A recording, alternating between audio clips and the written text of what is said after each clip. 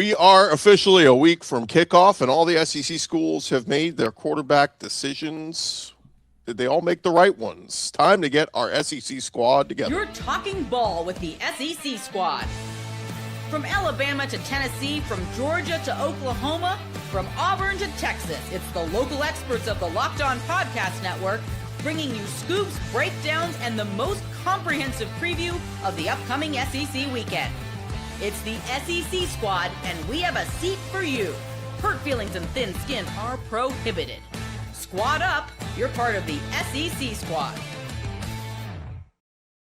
What is up, everybody? Welcome into the SEC squad. Grab your favorite beverage. Join us as we get you ready for, man, all offseason been saying another week of the SEC offseason. This is the last week of the SEC offseason. Next week, we will have actual games to discuss. Now, frankly, many of them are crap, but it's fine. We will have real football back next week. Today's episode is brought to you by FanDuel. You can join all the action at FanDuel.com to play daily dingers and make your free pick on who you think's hitting a home run this MLB season. Let's welcome in our squad panel tonight. We have got Brandon Olson from Locked On Gators. We got Jay Smith from Locked On Sooners, John Miller from Locked On Mizzou, Corey Burton, Locked On Vandy, Stephen Willis, Locked On Ole Miss. I'm Chris Gordy, Locked On SEC. We had Eric Kane in here, and he jumped out, so maybe he will rejoin us. But, guys, I want to start here. We have quarterback decisions have been made across the SEC the last handful of days. Alabama named, Keelon Russell their starter. Arkansas named KJ Jackson. Florida named Aaron Philo. Tennessee going with the true freshman Faizon Brandon. And Vandy will start Blaze Berlowitz. So I ask all you guys, of the new starting quarterbacks, which one intrigues you most? Keelon Russell, right? Yeah. Come on. Come on. Unanimous. I will say this about Vanderbilt. The way it was reported, I know, right? I don't think it's over. I don't think the competition's over. The way they reported, they're like, Blaze Berlowitz will start week 1. And Jared Curtis will play. I'm like, okay. Is this thing over? I don't think it's over. Remind me, who's Vandy's week 1 opponent just off the top of my head? The mighty Austin P. Okay, so to your point there, the mighty Austin P. See, I was going to say, to me, yeah, the most intriguing one was not Jared Curtis, because frankly, I thought it was going to be not Jared Curtis, and not Jared Curtis is, well, not Jared Curtis. And this does go against my off-season premise, which is I think it's more about Clark Lee than anything, this Vanderbilt program. This is a curious decision, but maybe it's just a one-week thing. Yeah, it's kind of all over. To me, it's we know they got a good run game. We know Vanderbilt's coming in with a solid run game. Offensive line should be solid. And you would have thunk that because they've surrounded him with, I guess you could say, a safety net, that Jared Curtis would still get that. But I guess the not Jared Curtis did well enough in camp. They were like, you know what? We're just going to ride with you right now. But I thought we was going to get 3.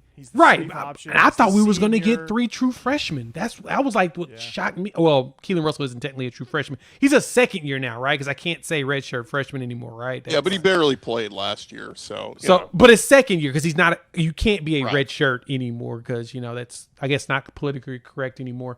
Faizon Brandon getting the job, but Jared Curtis getting the job honestly does surprise me. I thought Jared Curtis was going to be the other freshman to play.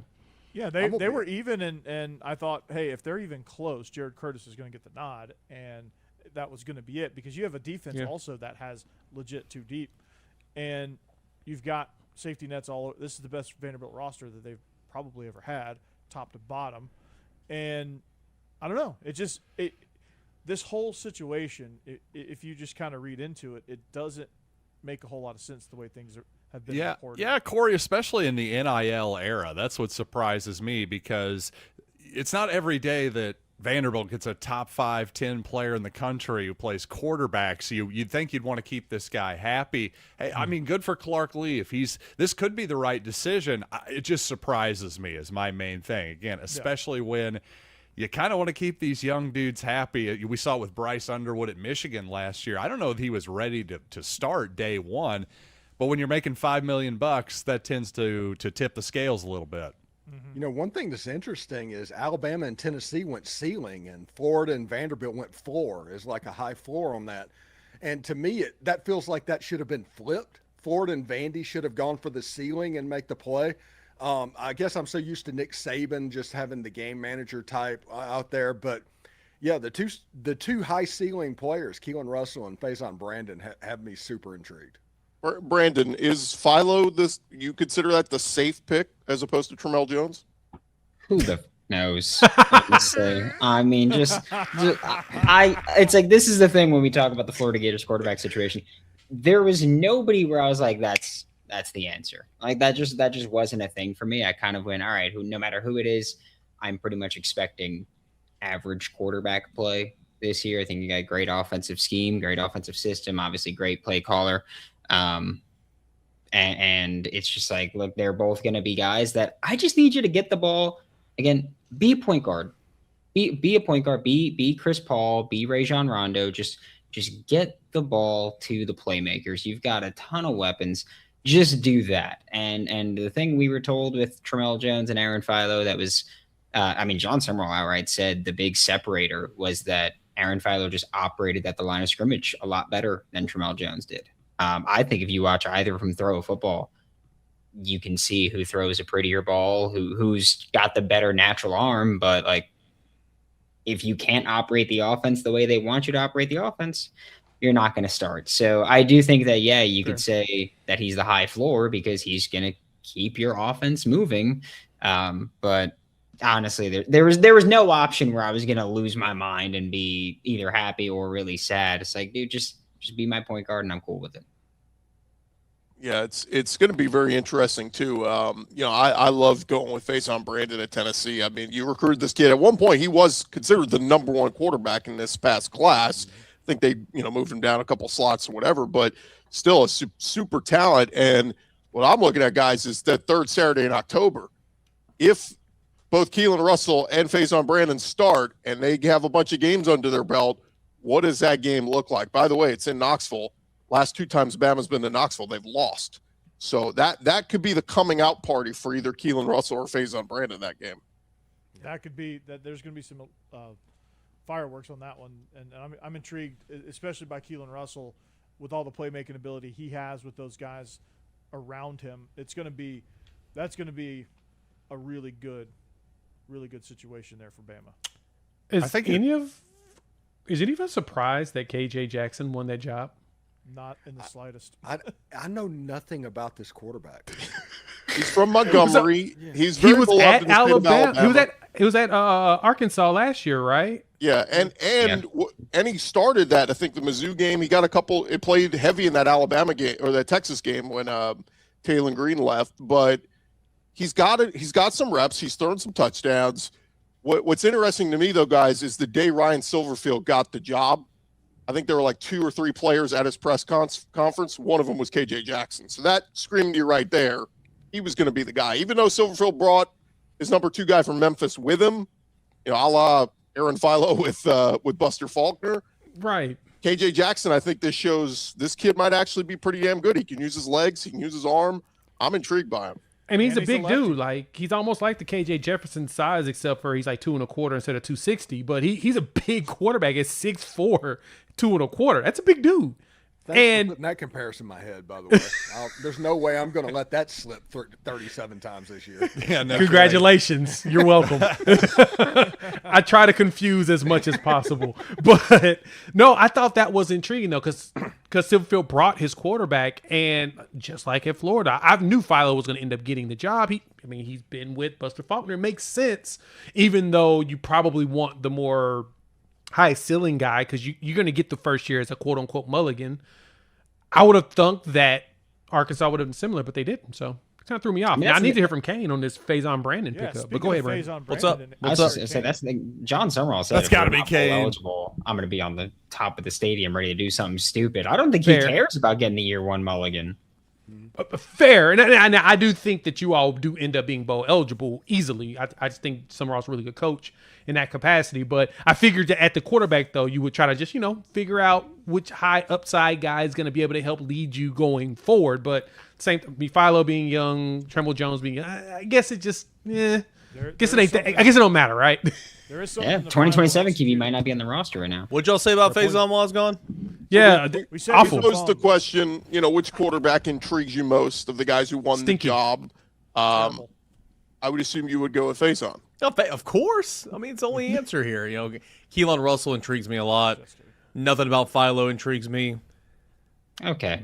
Berlowitz, I mean, Corey, how long is Berlowitz going to start until they give it to Jared Curtis? Well, based on how it was reported, maybe one game because the competition I think is still going Yeah. a little bit. I think they just said Berlowitz, you're the front runner right now, so you're going to start game one. I think that's kind of where they left it. There's a That's lot of what intrigue there with schedule it, Faizon Brandon because, again, he is a true freshman. He's got all the tools, all the intangibles. I'm sure he'll be good. It's probably going to take a little bit to get there.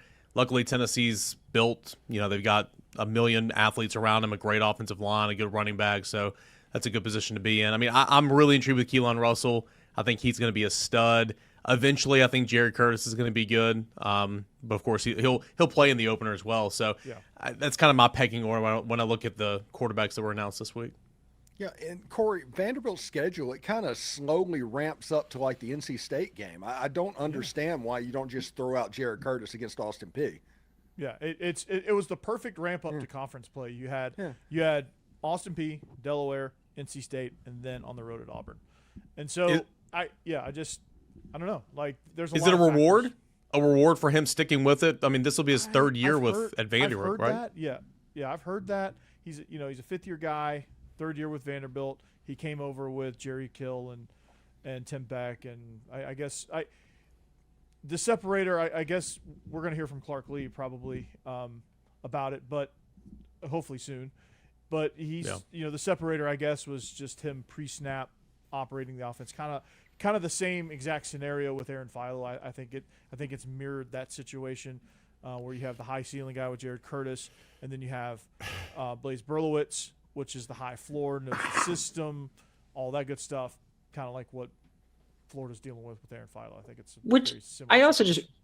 I also just want to say that feels like the easiest, like, we can't even dispute you or debate you on that one. Is just like, oh yeah, the thing that nobody gets to see, that's what it is. So you don't even bother pushing back. I know he throws a better ball, but the things you can't see, that's what it is, which might be accurate, but it just the feels like separator came during the closed periods, because during the open periods and everything that was reported was at worst neck and neck. But everything I saw, everything I read, was Jared Curtis was the best. It's almost like this is baseball, and they're trying not to start his service time clock too For real, soon yeah. or something. I mean, it really doesn't.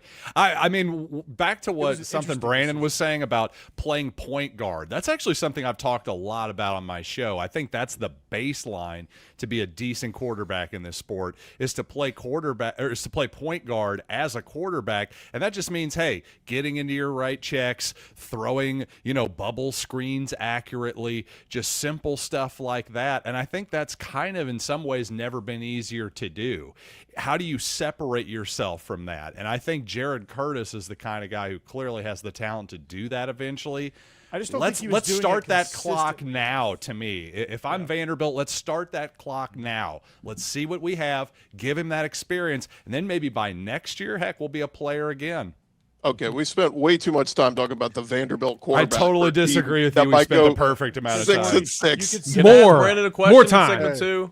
I got here Vandy late. fans I got to get ask Brandon a after 40. question, but can I do it next segment? Yeah, we'll do it next segment. And real quick, John, you say it may never have been easier. I mean, but look at Jackson Arnold. It was not easy to be a game manager. Who was the guy? Michael Van Buren that took over at LSU last year. I didn't say it was easy. Who's I said starting that's for the USF this baseline. year. I said that's the baseline. Yeah, You've got to at least be able to do that. I do like Austin Simmons though at Mizzou. Real quick, we kind of dance around it, but Keelon Russell. What do you guys think? I mean, is Bama back in the playoff picture with a Keelon Russell? I mean, let's not get ridiculous Next year. here. Come I on. think next year. I need to see what their go run back to game looks Vanderbilt. like. I'm just kidding. Yeah. If was their gonna run say, game is I think they're in the existent, conversation. then there's a possibility. 'cause that's It's gonna much be more about safety the net. offensive line, the running game. Yeah, that's gonna be the most important thing. That was so weird watching Alabama last year not being able to run. Not be able to run at all. Yeah. Like, that's usually the saving grace for a young quarterback, is having a strong run game, because run games and defense travel. They didn't have that last year, and so the question's going to be, if they can run, if Where they do they if they find it? can't run, Keelon Russell's going to be in trouble. I think Keelon Russell can run. they like his legs. I Fair. think that's why, because Austin Mack would have been the safe pick. He's been in that system going on 4 years. So, which is wild. So is he hitting the portal? Where's he ending up next year? Missouri, y'all picking him up? No, we got Austin for one more year. Come on. Let the fair former point. offensive coordinator go. all right, when we return, I'll pose the question: what, in your opinion, is the biggest question for the SEC heading into this season? We'll discuss that coming your way next.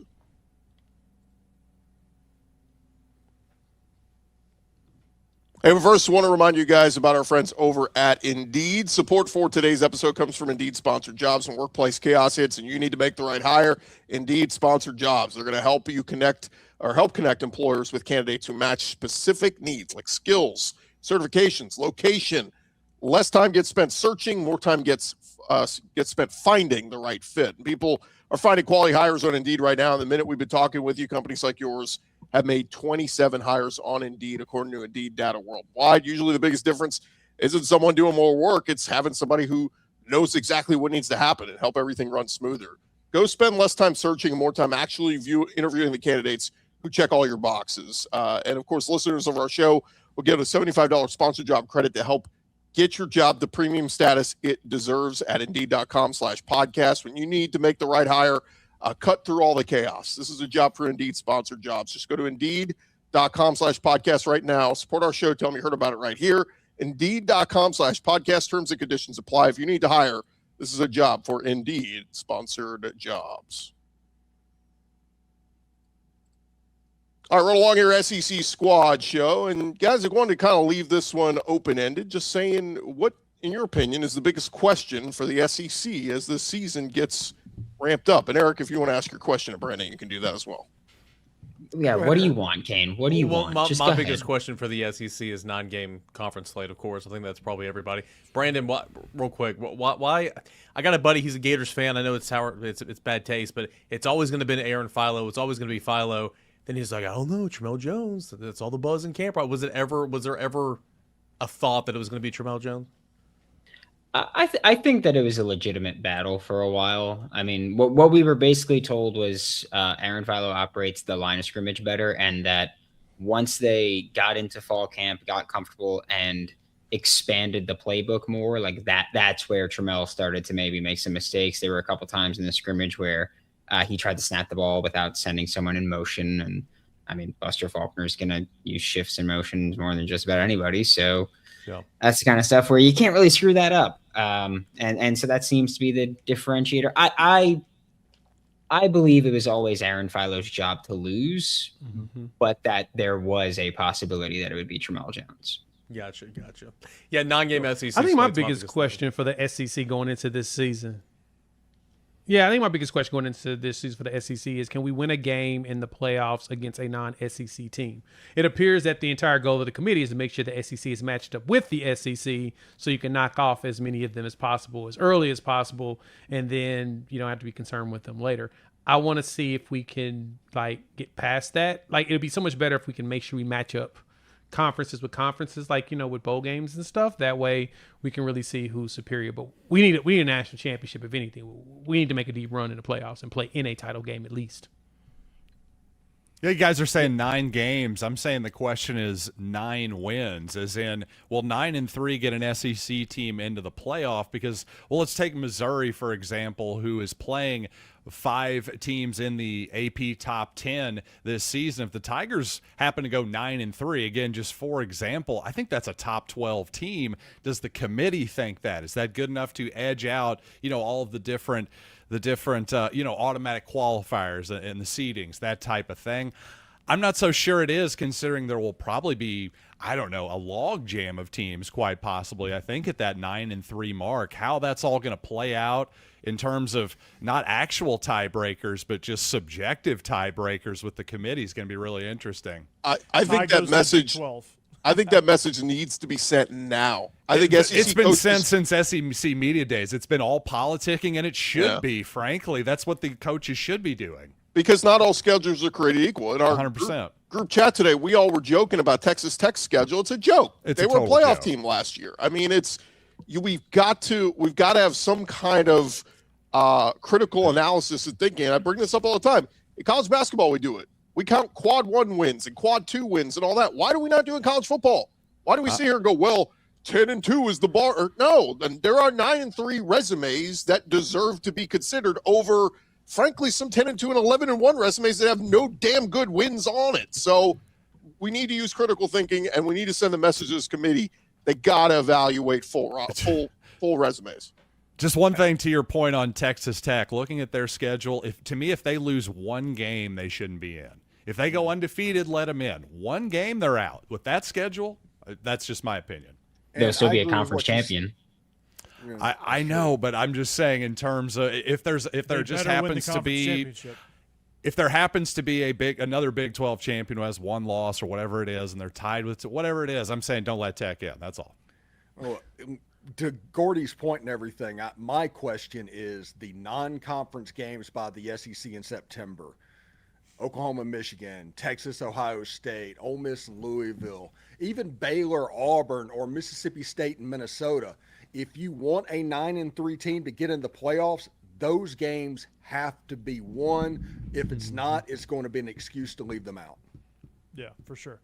And I forget which one of you said that the SEC was going to go undefeated in non-conference, but against their non-conference opponents. But that needs to happen for sure.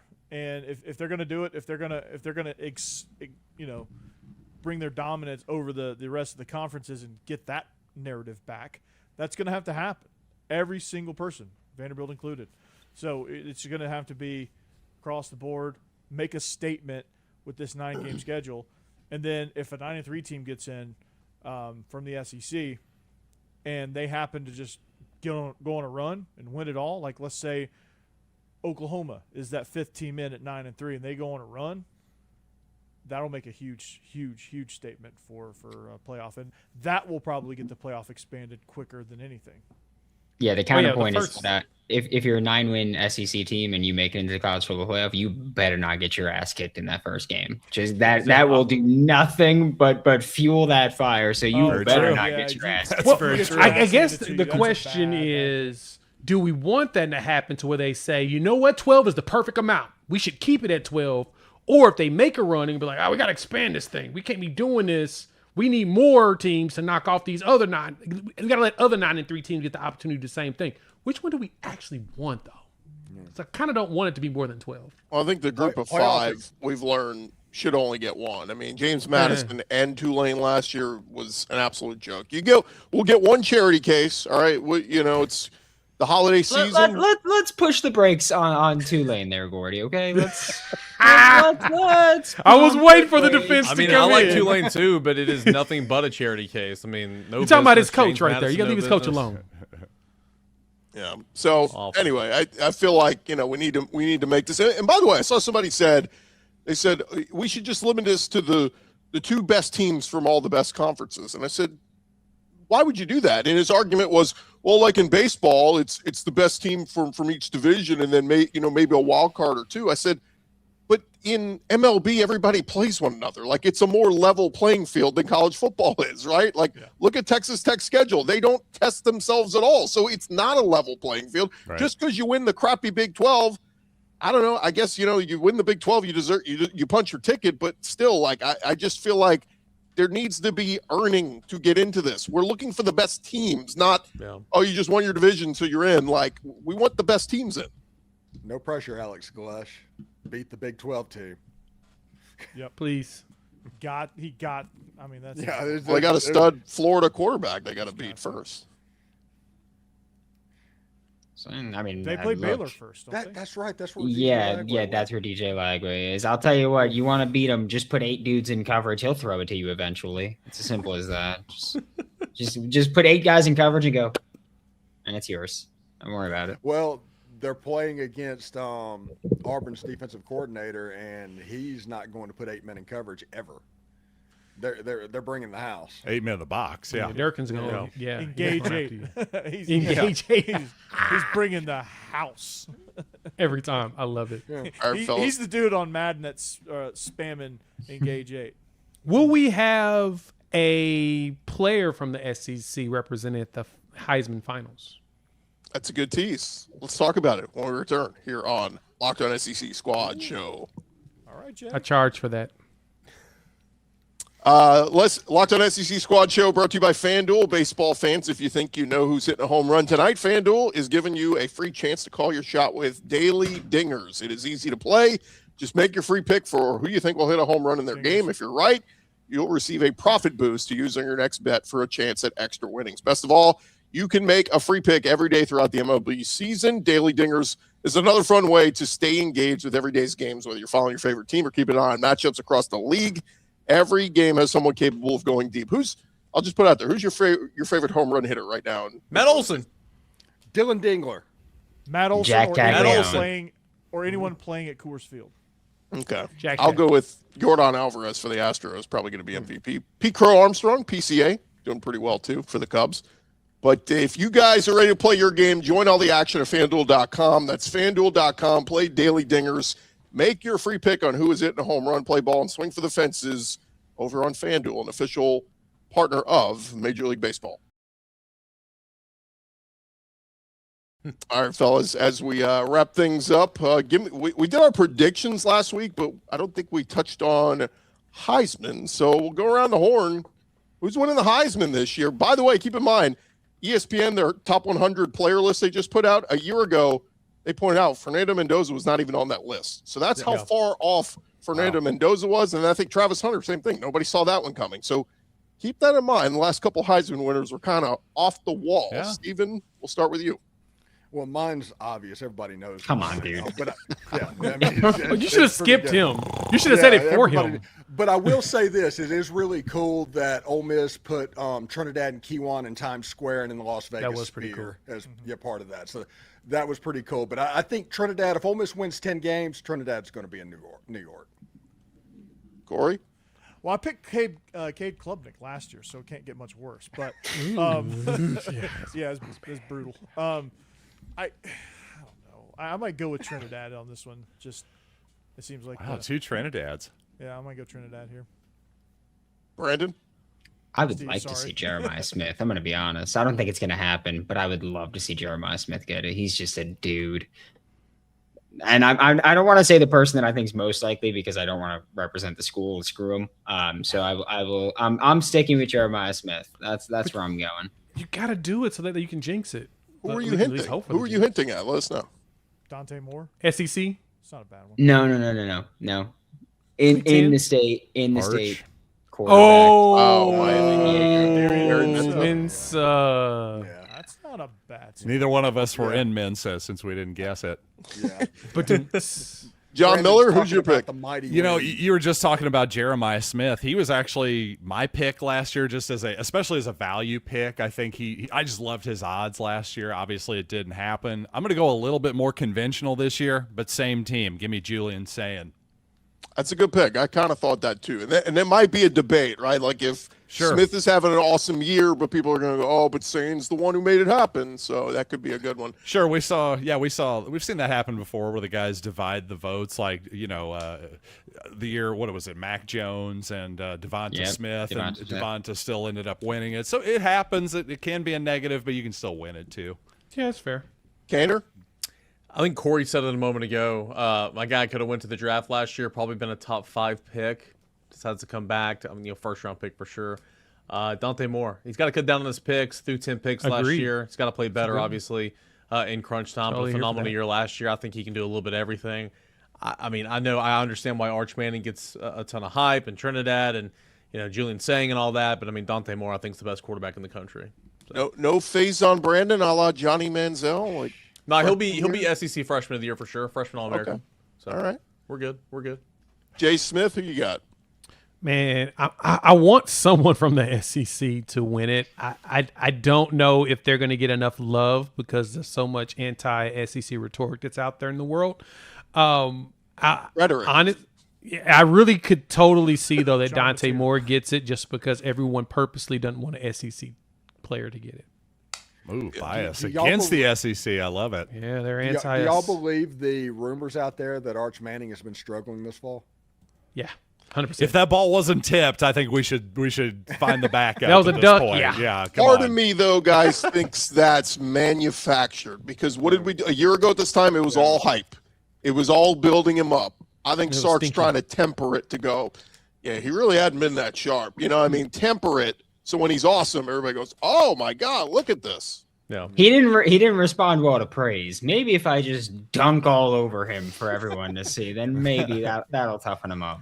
Yeah, this kid sucked. He was terrible in practice. He threw nothing but wounded ducks all over the place. Yeah, we tried the praise. Let's just neg him the whole time. Yeah. See, if we just say he sucks, then he has a good year, then we can say, you know what? Look how great of a year he had. You guys thought he sucked. I'd throw out Faizon Brandon. Give me like a real off-the-wall name, you think? Like Lenore Sellers or something like that? Diego, no. Would he be an off the wall considering he won it this time last year, like in August? I mean, I'm genuinely being serious. Like, he's a name. Everyone knows him. Everyone knows that if he ever puts it together, like, sky's the limit. Will he? Like, it would be coming out of nowhere this year, but, like, again, he's such a name in college football. Like, I guess it counts, but I don't know. Like, I want to hear somebody, like, we don't even know their name. Would CJ? I don't think CJ Carr would be off the wall, would it? CJ Carr's the betting favorite right now. Yeah, on FanDuel. So then no. I did not think that was going to be what I saw when I opened FanDuel. I did not think I was going to see CJ All right, Carr. Probably my off-the-wall thing would be John Mateer. There's somebody that could kind don't of come hate out of that. nowhere. Yeah, he puts the numbers up and gets it done that way. I mean, there's obviously a path for Keelon Russell as well. Yeah. If Well, Alabama's awesome. And look, we know it's a quarterback award, but Byron Brown, anybody? No. Not on that team. no. Not on that team. What I a think he's gonna have a lot of dumbass thing to turnovers. say, Gordy. Dumbass thing to say. He's going to have to throw Oh, for my 5,000 goodness. yards.